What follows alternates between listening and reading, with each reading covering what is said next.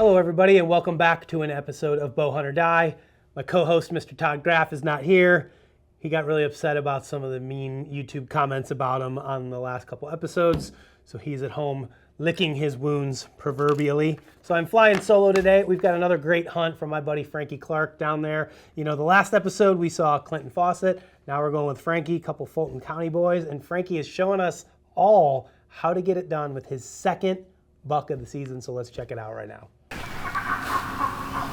First time I've hunted this farm, and I really didn't realize how far it was back to the stand. I dressed really light, but having that camera back on my back, I sweated pretty bad.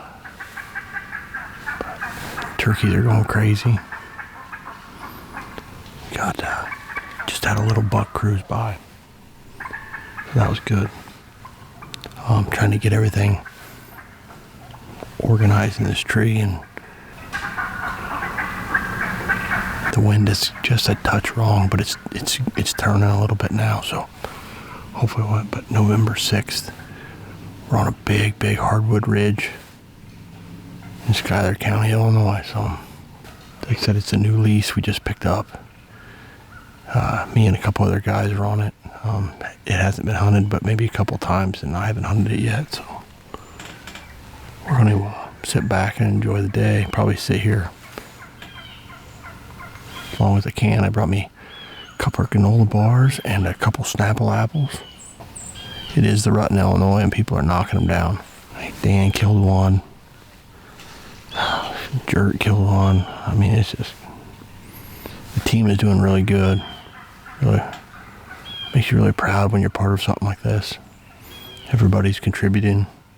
Everybody's on. Everything's clicking. Everybody's doing their part. So, except for Todd and Justin, it's kind of slow for them too. But you know, Hollywood is sometimes that way.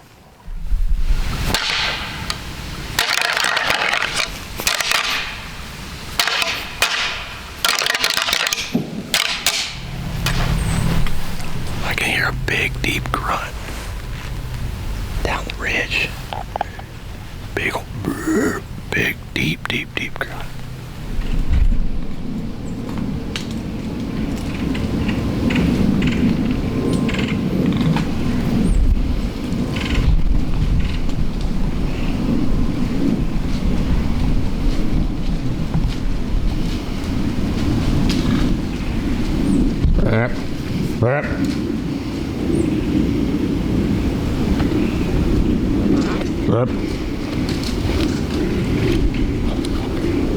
Well, that sucked.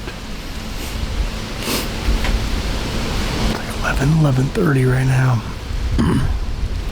I have doe pop out of this thicket right here. And she got by me. I was trying to get the camera on her. Kind of opposite of where I thought she was going to be. And then, so I'm trying to video her, and then I hear something, and I just get a glimpse of him coming out of the brush. I got him to stop at 35. By the time I got him to stop and got the crosshairs on him with the crossbow, and he went on, he was following that doe. Well, it's November 18th, day before gun season. I hunted the other end of this farm this morning, or yesterday morning. Seen a pile of chasing, but they were all little bucks. Ton of deer chasing. But so we come to the north end of the farm. The wind's a little different. Had a really good encounter in here about, 2 weeks ago.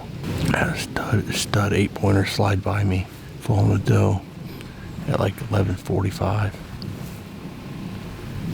But I got him to stop, but I just didn't have the range. The time I ranged him, it wasn't going to work out. So, but like I said, today's the day before gun season, so I'm trying to stay after them. Deer change after tomorrow morning. They run scared for about 3 days, and then they get a week off, and they get scared again. So, but it's good to get out, take your kids. That's why I take my daughter and my wife tomorrow. Hope Hope everybody's having a good season. I'm hoping to have a better one here before long.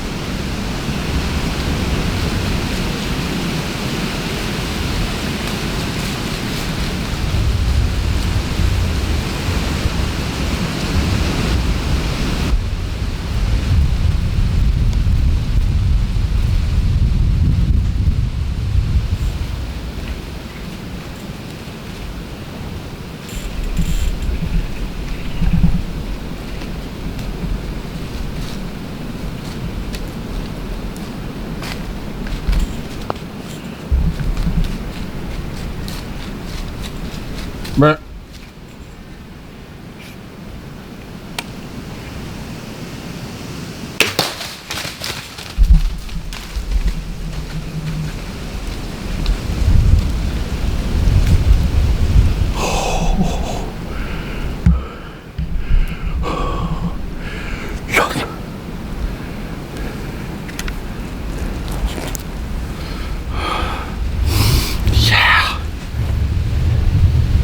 You want to talk about happened fast. I no more than grabbed the crossbow, turned the cameras on, and I shot him at like 7 yards, man. I mean, like,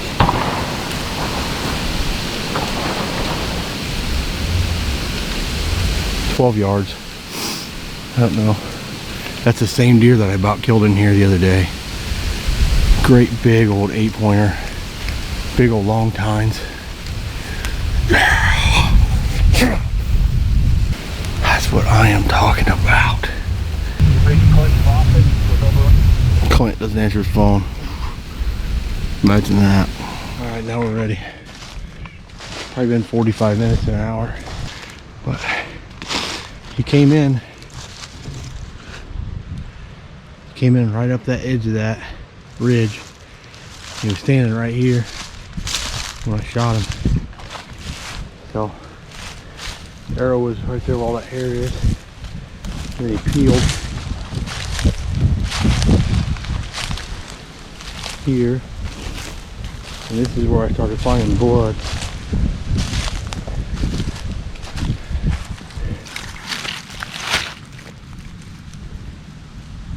Arrow soaked. Put it back in the quiver. Triple X. Some good blood there where he ran.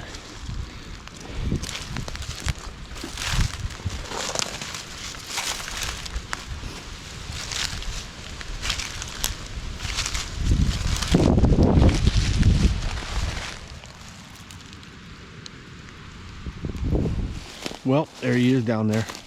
Sorry about that. I had Clint's lost trying to get here, so he wanted me to send him maps and all kinds of other stuff.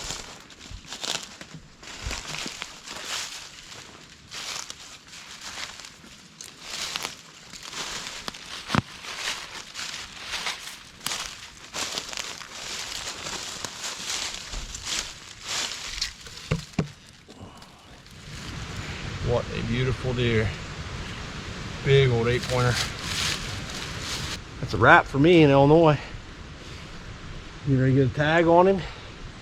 Got the troops coming. We only got to go right there, but it's straight up and down. So, what a beautiful, beautiful deer. Been a good year. Been fun. Really, I mean, I'm not gonna lie. People think, I mean, I haven't really hunted that hard.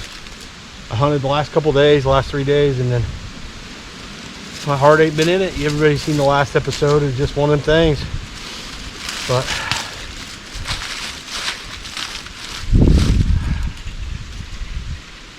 Just a beautiful, beautiful year. My God, I had a freaking great year. Clint's got one down. That makes my second. Now it's time to work on the family. Shoot a few ducks, maybe some geese. Take it all in.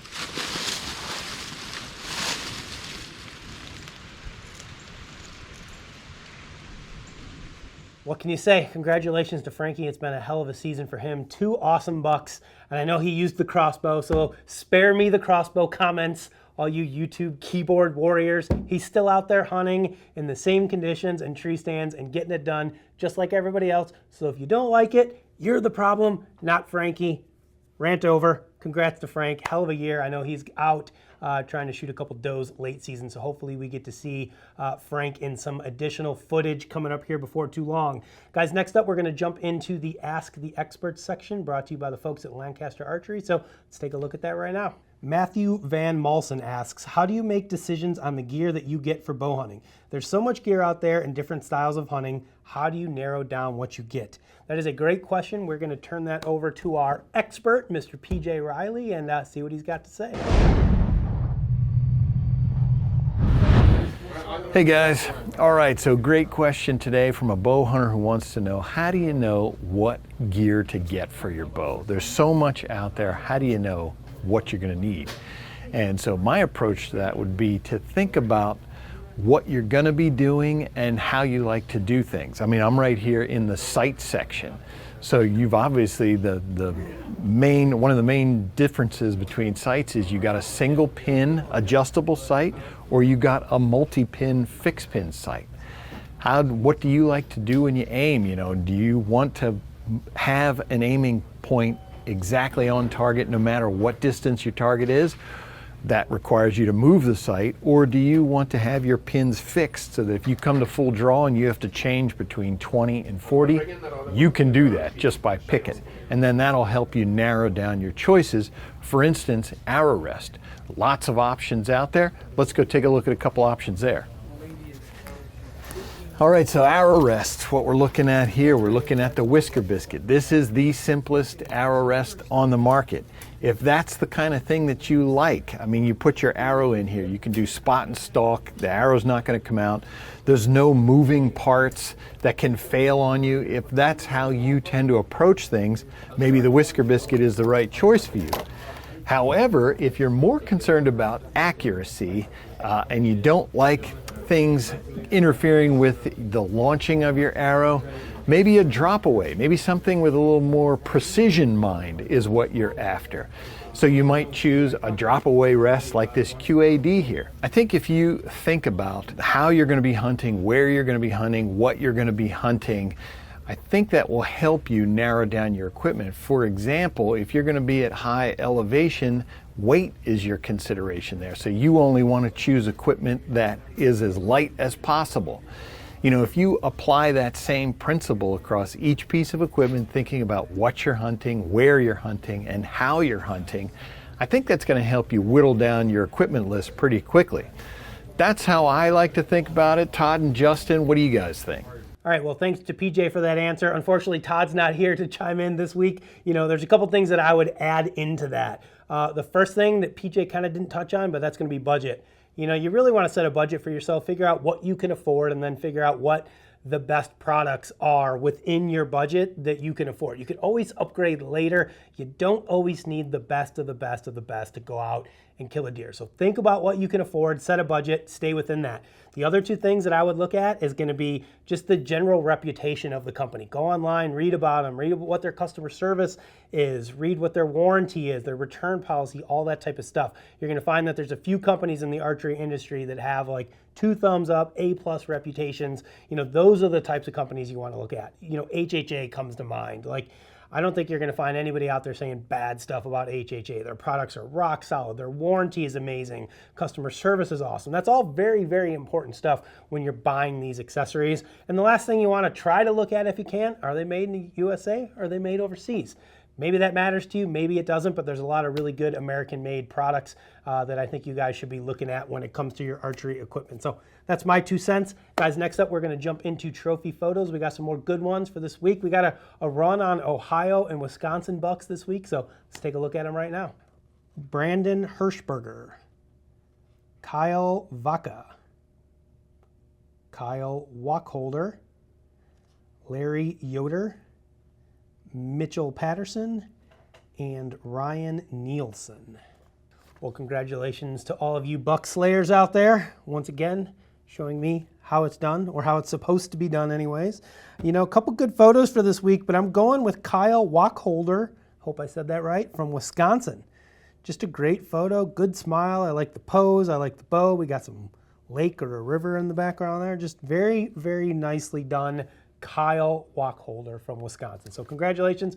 Make sure you send an email to info@bowhunting.com with all of your information, and Brad may or may not get your gift out to you. If he doesn't, you just email us again, and then we'll get it out the second time. Right, Brad? All right, guys. Well, thank you for watching Bowhunter Die. We will be back next week with another great episode. Hopefully, fingers crossed, Todd or I kill a deer of some sort in the next week or two, so we can bring you some updates, because we have failed miserably. So I got to say a big thank you to the rest of our team who has kept us afloat during what could amount to the worst hunting season of all time for the two of us. So thanks everybody for watching. We'll see you soon. Bowhunter Die. Jump into a blind and then a tree with Clint Fawcett. Wait. Yeah, jumps in a blind first. Talking Clinton? Yeah, it's Frank. Clinton. Oh, you're right. I've been just editing Frank's, thinking about Frank's. Wait, no. Yeah, no, it's Frank's. It's Frank's. I'm like, yeah, it's Frank's.